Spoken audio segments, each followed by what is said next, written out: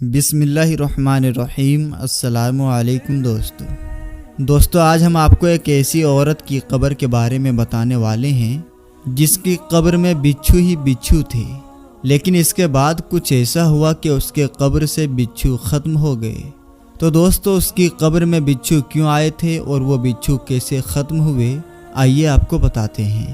لیکن اس سے پہلے اگر آپ نے اس ویڈیو کو لائک نہیں کیا ہے تو اسے لائک کریں، اور اگر آپ نے ابھی تک ہمارے یوٹیوب چینل کو سبسکرائب نہیں کیا ہے تو چینل کو سبسکرائب کر لیں، اور ساتھ ہی لگے بیل نوٹیفیکیشن کو ضرور آن کر لیں تاکہ ہماری اپلوڈ ہونے والی ویڈیوز کی نوٹیفیکیشن سب سے پہلے آپ کو مل سکے۔ تو چلیے دوستو ویڈیو شروع کرتے ہیں۔ دوستو کہا جاتا ہے کہ یہ واقعہ بالکل سچا ہے اور پاکستان کے ایک شہر میں پیش آیا ہے۔ قبرستان میں کام کرنے والا ایک گورکن بتاتا ہے کہ ایک بار ایسا ہوا جب میں قبرستان میں کام کر رہا تھا تو میرا ایک گورکن دوست تھا، وہ اسی جگہ قبرستان میں میرے ساتھ کام کیا کرتا تھا، اور یہ واقعہ میرے اسی ساتھی کے ساتھ پیش آیا ہے۔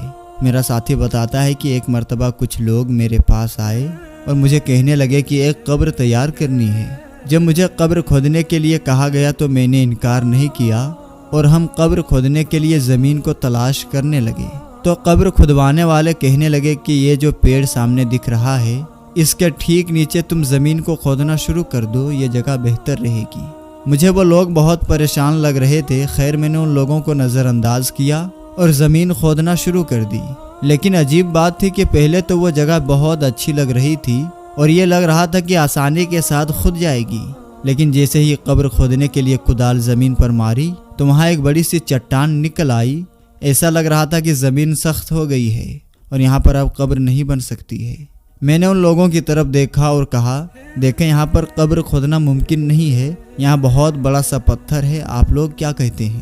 تو وہ لوگ کہنے لگے کہ اچھا ٹھیک ہے، تم دوسری جگہ دیکھ لو۔ جب ہم دوسری جگہ گئے اور وہاں پر قبر کھودنا شروع کی تو عجیب بات تھی کہ وہاں بھی ایک بہت بڑا سا پتھر رکاوٹ بن گیا۔ قبر کھودنے والا کہتا ہے، میں پھر حیرانگی سے ان کی طرف دیکھنے لگا اور کہنے لگا، عجیب ماجرا ہے صاحب، آپ کے سامنے میں نے زمین کو دیکھا، زمین تو بہت نرم تھی، لیکن یہ تو بڑی عجیب و غریب بات ہو رہی ہے کہ پتھر ہی پتھر نکل رہی ہے، حالانکہ میں تو آج ہی بہت سارے قبر کھود چکا ہوں۔ خیر جو لوگ قبر کھدوانے والے تھے انہوں نے کہا، اب ہم کیا کر سکتے ہیں، تیسری جگہ دیکھ لو، ظاہر سی بات ہے کہ میت کو دفنانا ہی ہے۔ اب تیسری جگہ قبر کو تیار کیا گیا تو وہاں تو قبر تو کھودنا شروع ہو گئی، لیکن جیسے ہی اس میں گڈھا بنا تو اس میں ناقابل برداشت بدبو آنے لگی۔ بیان کرنے والا بھائی بتاتے ہیں کہ یہ صورتحال دیکھ کر میرا جو ساتھی تھا جو قبر کھود رہا تھا وہ ڈر گیا اور اس نے انکار کر دیا کہ میں قبر نہیں کھودوں گا۔ اس کے انکار کرنے پر وہ لوگ پریشان ہوئے اور کہنے لگے، اگر تم قبر نہیں کھودو گے تو کون کھودے گا؟ جس کے بعد وہ لوگ میرے پاس آئے اور کہنے لگے، بھائی ذرا جا کر قبر تیار کر دو۔ بیان کرنے والا بھائی کہتے ہیں کہ میں نے اپنے ساتھی سے پوچھا کہ یہ کس کی قبر ہے، تو میرے ساتھی نے بتایا کہ یہ لوگ کہہ رہے ہیں کہ کسی عورت کی قبر ہے۔ میرے ساتھی کہہ رہا تھا کہ میں نے تیسری مرتبہ قبر کھودی لیکن وہ قبر تیار نہیں ہو رہی ہے، 3 بار قبر کھودنے پر بھی ایسا لگ رہا ہے کہ زمین اس عورت کو قبول کرنا ہی نہیں چاہتی۔ ابھی وہ مجھے یہ سب بتا ہی رہا تھا کہ اتنے میں وہاں اس عورت کے رشتہ دار آ گئے۔ انہوں نے کہا، دیکھو بھائی ہماری مجبوری ہے، ہمیں قبر تیار کرنی ہے، کافی دیر ہو گئی ہے، لیکن تمہارے اس ساتھی نے قبر نہیں کھودی بلکہ بار بار کہہ رہا ہے کہ یہاں چٹان آ گئی ہے، یہاں پتھر آ گیا ہے، کیا تم یہ کام کر سکتے ہو؟ جو بھائی یہ واقعہ بیان کرتے ہیں وہ بتاتے ہیں کہ جب ان لوگوں نے مجھ پر اصرار کیا اور مجھ سے کہا کہ قبر تیار کر دو کیونکہ رات بہت زیادہ ہو گئی ہے، اس کے بعد ہم نے لائٹوں کا انتظام کیا اور میں نے قبر کھودنا شروع کر دی۔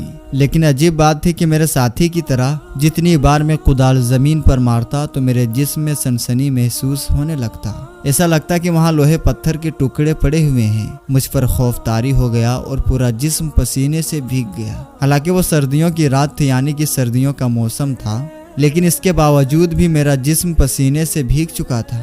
میں نے ہمت کر کے تھوڑی سی زمین کھود دی۔ زمین کھودنے کی دیر تھی کہ اس میں سے بڑی تعداد میں بچھو نکلنے لگے، جنہیں دیکھ کر میت کے ساتھ آنے والے لوگ بھی ڈر گئے۔ اتنے میں وہاں موجود لوگوں میں سے کسی نے کہا کہ اس عورت کے شوہر سے کہو کہ اپنی بیوی کو معاف کر دے اور اس کے گناہوں کی بخشش کے لیے دعا کر دے۔ میں نے کہا، آخر یہ عورت کون تھی اور اس کا شوہر یہاں پر موجود کیوں نہیں ہے؟ تو ان میں سے ایک آدمی کہنے لگا یہ ہمارے محلے میں رہتی تھی۔ اس کے بعد ایک اور آدمی آیا اور اس نے کہا کہ میں اس عورت کا بھائی ہوں، دراصل اس کا شوہر اپاہج ہے اور یہاں نہیں آ سکتا، چل پھر نہیں سکتا۔ تو میں نے کہا پھر یہ کیوں کہا جا رہا ہے کہ اس کے شوہر کو یہاں پر بلایا جائے؟ تو لوگ کہنے لگے کہ تم تو دیکھ ہی رہے ہو کہ دوپہر سے رات ہو گئی ہے اور ایک عورت کی قبر بن ہی نہیں رہی ہے، آخر کوئی نہ کوئی تو ایسی بات ہوگی۔ جو بھائی یہ واقعہ بیان کرتے ہیں وہ بتاتے ہیں کہ میں نے ان سے کہا کہ آپ لوگ ایسا کریں کہ شوہر کو بلائیں، وہی اصلیت بتائے گا۔ اس کے بعد کچھ لوگ شوہر کو لینے چلے گئے۔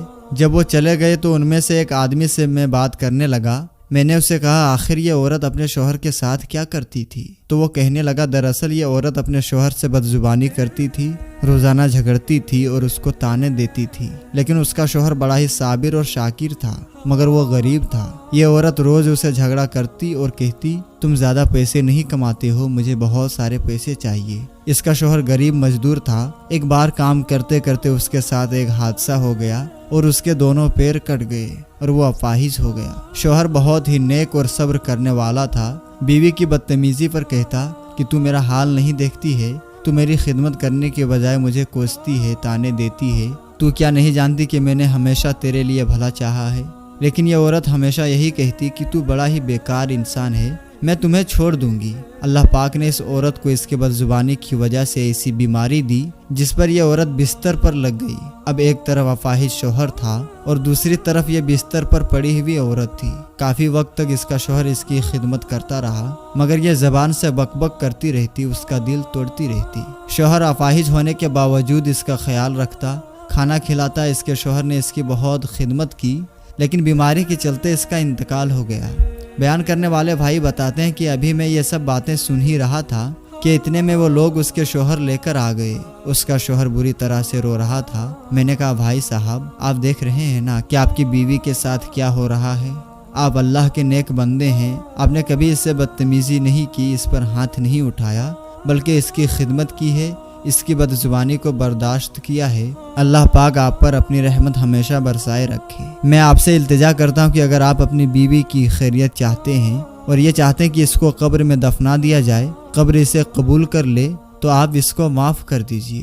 شوہر نے کہا میں اسے معاف کرتا ہوں، اللہ پاک بھی اسے معاف کرے۔ پھر اس عورت کے شوہر نے قبر کے قریب وہیں پر بیٹھ کر دعا کی اور پھر قرآن پاک کی تلاوت شروع کر دی۔ وہ سورہ یاسین پڑھتا رہا اور مختلف سورہ مبارکہ پڑھ کر اس نے دعا کی میری بیوی کو معاف کر دے، یہ جس حالت میں دنیا سے گئی ہے بہت بیمار تھی، میں نے اسے تکلیف دی، میں نے اسے سوکھ چین نہیں دیا، لیکن میں اس کے لیے مغفرت کی دعا کرتا ہوں، یا اللہ تو اسے معاف کر دے اور مجھے بھی معاف کر دے۔ شوہر دعا کرتا جا رہا تھا اور کافی دیر تک تلاوت قرآن پاک کرتا رہا۔ اس دوران جتنے بھی بچھو تھے ان کی تعداد نہ جانے کتنی تھی، 100 سے بھی زیادہ وہ بچھو تھے۔ جیسے جیسے وہ شوہر قرآن پاک کی تلاوت کرتا جا رہا تھا تو ویسے ویسے بچھو غائب ہو رہے تھے۔ بیان کرنے والے بھائی کہتے ہیں جیسے ہی بچھو غائب ہوئے تو ہم نے بے خوف ہو کر قبر تیار کی۔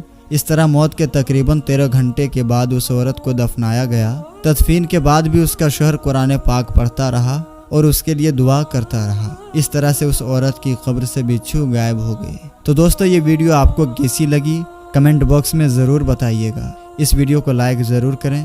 ملیں گے اگلی ویڈیو میں، تب تک کے لیے آپ اپنا اور اپنوں کا بہت ہی زیادہ خیال رکھیں۔ السلام علیکم، اللہ حافظ۔